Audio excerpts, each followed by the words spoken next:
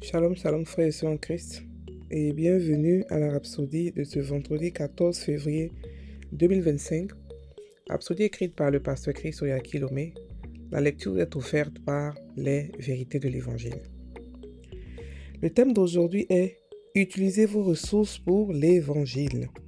Le verset est pris de Luc 8, versets 1 à 3, qui nous dit « Par la suite, il alla par toutes les villes et tous les villages, prêchant et annonçant la bonne nouvelle du royaume de Dieu. Les 12 étaient avec lui, ainsi que des femmes, qui avaient été guéries d'esprits mauvais et d'infirmités. Marie, dite de Magdala, de laquelle étaient sortis 7 démons. Jeanne, femme de Chuza, intendant d'Hérode, Suzanne et beaucoup d'autres qui l'entretenaient de leurs biens. Alléluia. On peut lire dans Luc 8, verset 1 à 3. Le pasteur Christ nous dit que ce que nous venons de lire est tout à fait remarquable. Certaines femmes qui avaient été délivrées d'esprits mauvais et d'infirmités, comme Marie de Magdala et beaucoup d'autres dont les noms ne sont pas mentionnés, ont servi le Seigneur Jésus de leur substance. Leurs noms ne sont peut-être pas tous écrits, mais Dieu se souvient de leur acte de service et un jour nous en verrons la liste complète. Ces femmes ont voyagé avec Jésus et ont payé les factures de ces voyages d'évangélisation. Elles ont soutenu financièrement la mission. C'est un partenariat. Il y a des gens qui parrainent différents aspects de notre travail d'évangélisation. Ils se surpassent financièrement pour assurer le succès de notre travail missionnaire dans le monde. Ce sont des partenaires qui financent l'évangile avec leurs ressources. La clé ici est de comprendre le principe du don dans l'œuvre de Dieu. C'est une grâce, la grâce du don. 2 Corinthiens 8, versets 4 à 6. Et vous pouvez choisir de fonctionner dans cette grâce. Lorsque vous vous concentrez sur l'accomplissement du rêve de Dieu, vous n'avez pas besoin de lutter pour quoi que ce soit. La Bible nous dit, Matthieu 6, verset 33, « Cherchez premièrement le royaume et la justice de Dieu, et toutes ces choses vous seront données par-dessus. » Beaucoup pensent que le succès consiste à acquérir des biens matériels, mais le vrai succès consiste à faire l'œuvre de Dieu et à établir sa volonté sur la terre. Tout ce dont le Seigneur vous a béni est destiné à l'avancement de l'Évangile. Ne l'oubliez jamais. Alors, comment les femmes dont parle la Bible dans Luc 8, utilisez vos ressources pour l'Évangile. C'est l'un des moyens pour vous d'être connecté à des ressources illimitées et inépuisables.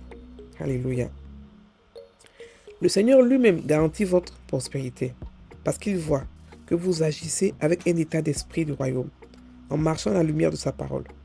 Il fera donc en sorte que toute grâce, toute faveur et toute bénédiction terrestre vous soit accordée en abondance, afin que vous puissiez toujours, en toutes circonstances, et quels que soient les besoins, vous suffire à vous-même, possédant suffisamment pour n'avoir besoin d'aucune aide ou d'aucun soutien et être pourvu en abondance pour toute bonne œuvre et pour tout don charitable. Et cela est de 2 Corinthiens 9, verset 8. Fin de la rhapsodie. Alléluia. Alors, aujourd'hui, le pasteur nous parle d'un secret de prospérité donné pour l'œuvre de Dieu. Il explique avec des exemples à l'appui pourquoi est-ce que c'est bon et comment le faire. D'abord, on va relire nos versets d'ouverture, qui a une petite connotation ici qui n'est pas réellement vraie. Le verset a été traduit, la version King James, New King James. Donc, je vais lire ça et puis je vais lire la version française, la version, Louis II. Par la suite, il alla par toutes les villes et tous les villages, prêchant et annonçant la bonne nouvelle du royaume de Dieu. Les 12 étaient avec lui, ainsi que les femmes qui avaient été guéries d'esprits mauvais et d'infirmités. Marie, dite de Magdala, de laquelle étaient sortis 7 démons.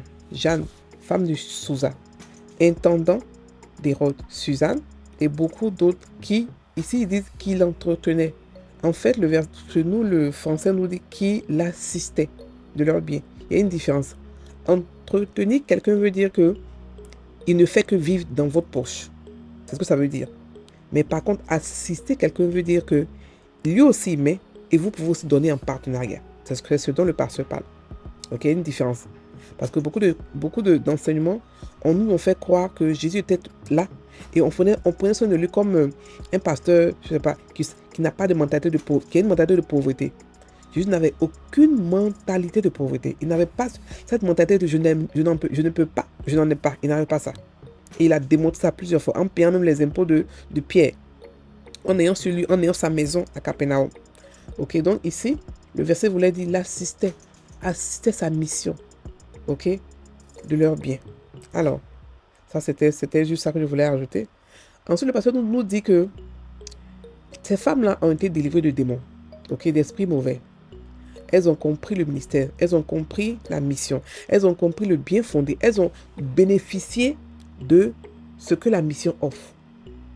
Et on ne leur a pas demandé de semer. Elles ont compris que si elles ont été sauvées, si elles ont été changées, si elles ont été délivrées, ça veut dire qu'il y a des femmes, il y a des hommes, il y a des enfants qui doivent être délivrés par ce ministère. Donc elles ont mis leur argent dedans pour que le ministère puisse aller loin. Vous voyez, elles ont découvert un ministère qui apporte la vie, qui apporte la vérité, qui apporte la santé. Elles ont voulu y participer. Pourquoi?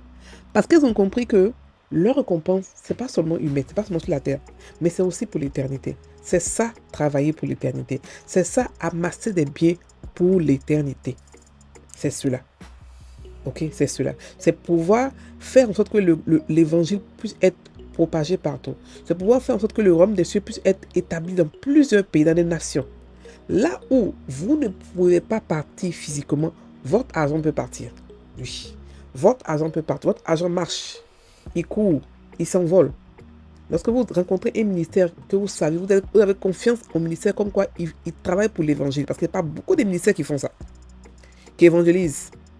Je vous assure que c'est un très bon investissement. Mettez votre argent dedans, faites des partenariats. Pasteur Chris a plusieurs partenariats que vous pouvez faire avec la Rhapsodie, avec l'école de la santé, de la guérison, avec plein de choses, programmes qu'il offre, la télévision, la radio, avec lequel vous pouvez être partenaire pour avoir des sources de revenus, pour pouvoir avoir plus de récompenses, pour pouvoir avoir des gains sur la terre ainsi que vous n'avez jamais imaginé avoir. C'est ça la bonne semence. C'est ça, semer pour l'éternité, pour le royaume des cieux. Donc, le pasteur nous dit que ces femmes-là, leurs noms ne sont pas peut-être pas dans la Bible, mais on va voir la liste complète plus tard. Quand on sera récompensé, on va voir la liste complète de tous ceux qui ont donné, qui ont contribué, qui ont voulu, qui ont cru en l'œuvre de Dieu, qui ont cru au royaume des cieux et qui ont voulu que ça puisse s'établir sur cette terre. Ceux-là, leur nom, même si on donnait un seul euro ou un seul centime, ça a été écrit, ça a été marqué. Alléluia. Donc le pasteur nous explique que ces femmes ont voyagé avec Jésus. Elles ont payé les factures de ces voyages d'évangélisation. Il a bien précisé l'évangélisation. Ok? Elles n'ont pas entretenu Jésus dans sa vie intime, mais pour l'évangélisation, elles ont misé, elles ont cotisé, elles ont donné l'argent. Elles ont soutenu le ministère financièrement. Les ministères doivent se soutenir financièrement. Ce n'est pas gratuit. Prendre des salles ou des terrains ou des stades pour pouvoir évangéliser, ce n'est pas gratuit. Ce n'est pas gratuit. Ok? Donc, quand vous voyez un ministère qui fait ce genre de choses, je vous assure que c'est un très bon investissement. C'est une terre fertile où vous devez semer. Ça, on n'a pas besoin de révélation pour semer là-bas. Vous semez et c'est tout. Peut-être que vous n'avez pas besoin de semer tous les jours, chaque mois, mais vous semez au moins une fois en passant. Et puis vous partez dans votre église si vous voulez, mais en tout cas, devenez partenariat avec les églises qui font beaucoup d'évangélisation. Et c'est comme ça que votre argent travaille pour l'éternité, pour le royaume des cieux. Donc le pasteur nous explique que elles ont fait un partenariat avec Jésus. Ok, ça dit que elles ont trouvé des moyens de pouvoir parrainer l'évangélisation. Et cette chose-là, ça assure le succès du travail du missionnaire. Et ce sont des personnes qui sont extrêmement bénies. Tout simplement. Et c'est un secret de prospérité. C'est vrai qu'on dit toujours à l'église, il faut donner. L'argent n'est pas la seule semence pour pouvoir prospérer. Mais semer pour l'évangélisation est une semence puissante, extrêmement puissante. C'est pas la plus puissante, mais elle est très puissante. Elle nous fait avoir au centre. C'est-à-dire que c'est un investissement non seulement terrestre, mais aussi céleste. Parce que Quand c'est comme ça, tes biens, tes ressources sont protégées. Parce que Dieu sait que tes ressources sont là pour lui. Que tu as à cœur de pouvoir établir le royaume des cieux. Donc, il y a une protection spéciale sur tes ressources financières. Ok? Amen. Donc, le pasteur nous explique ici que c'est une grâce d'abord de pouvoir donner pour l'évangile. C'est une grâce. C'est une grâce dans laquelle chacun de nous peut fonctionner. Ce n'est pas une grâce spéciale que... Non, ce sont des grâces... Vous voyez, il y a des grâces qui sont comme des choix. Il y a des grâces aussi qu'on nous a données, pas forcément qu'on a demandé. Mais ça, cette grâce-là, tu peux ne pas l'avoir et puis commencer à dire que je vais l'avoir. Fonctionner en elle. Travailler en elle, expressément. Ok? C'est une grâce de pouvoir le faire. Et il a donné l'exemple dans 2 Corinthiens 8, versets 4 à 5. Donc, on peut choisir de travailler dedans. Donc, lorsque le pasteur nous explique aussi que lorsque nous nous concentrons sur le travail de Dieu, sur le rêve de Dieu surtout, parce que le rêve de Dieu, c'est que tout le monde entier puisse devenir chrétien. Lorsque nous nous concentrons sur ce rêve, nous n'avons pas besoin de lutter pour quoi que ce soit, surtout les biens matériels dans ce monde-là. On n'a pas besoin de lutter pour ça. Donc, il nous rappelait Matthieu 8, 6, verset 33, qui nous dit que cherchez premièrement le royaume et la justice de Dieu. C'est-à-dire que faites tout pour que vos biens puissent être pour l'établissement de l'évangile, pour l'établissement de la vérité. Et c'est comme cela que toutes ces choses vous seront données par-dessus tout. Vous comprenez? Amen.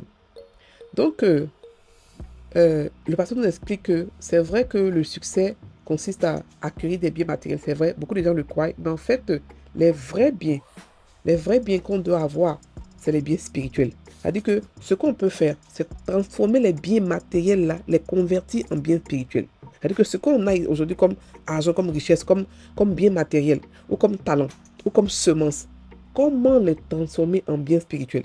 C'est de ça qu'il s'agit. Et être partenaire avec des églises ou des organisations qui évangélisent, c'est un moyen puissant de pouvoir transformer, convertir les biens matériels en biens spirituels. Ok? Donc le pasteur nous dit une chose encore. Il nous dit que quand on fait cela, toute grâce et toute faveur nous sont non seulement accordées, mais attirées vers nous. C'est-à-dire qu'on attire, c'est-à-dire que c'est automatique, toutes ces faveurs, toutes ces grâces viennent automatiquement vers nous. Vous savez, c'est vraiment triste d'avoir de l'argent et de ne pas avoir d'objectif ou de but de l'argent. Ça peut rendre fou.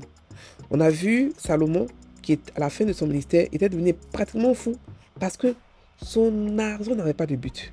Il n'y avait pas d'évangélisation à faire. Donc l'argent, c'était là juste pour être là. C'était juste assis. Mais nous, on a un but, on a un objectif. Apporter l'évangile partout. Établir l'amour de Dieu partout. Donc, ce qu'on a reçu, c'est d'abord pour nous, c'est vrai, mais c'est avant tout pour le monde. Pour montrer au monde comment notre Père est bon. Pour montrer au monde, pour envoyer beaucoup de personnes à Christ. Par notre amour, par nos finances. Ok? Donc, lorsque vous voyez un ministère qui fait toutes ces choses-là, je vous conseille de réellement être fait avec lui un partenariat. Parce qu'il y a beaucoup d'opportunités de partenariat. Okay? Allez sur Internet, fouillez, vous allez voir, il y a plein de partenaires que vous pouvez choisir, un ou deux, et puis vous inscrire et décider de faire de partenariat chaque mois. Même si c'est 1 euro par mois, c'est déjà assez. C'est déjà un pas. Au fur et à mesure, vous pouvez grandir cela. Mais sachez que c'est important de faire des partenariats avec Dieu pour son évangile. Amen. Donc on va passer à la confession. Je fonctionne avec la mentalité du royaume, en marchant à la lumière de la parole de Dieu. J'utilise mes ressources pour l'expansion du royaume et je vis donc dans le débordement des bénédictions et des provisions de Dieu. Merci Seigneur de multiplier mes semences semées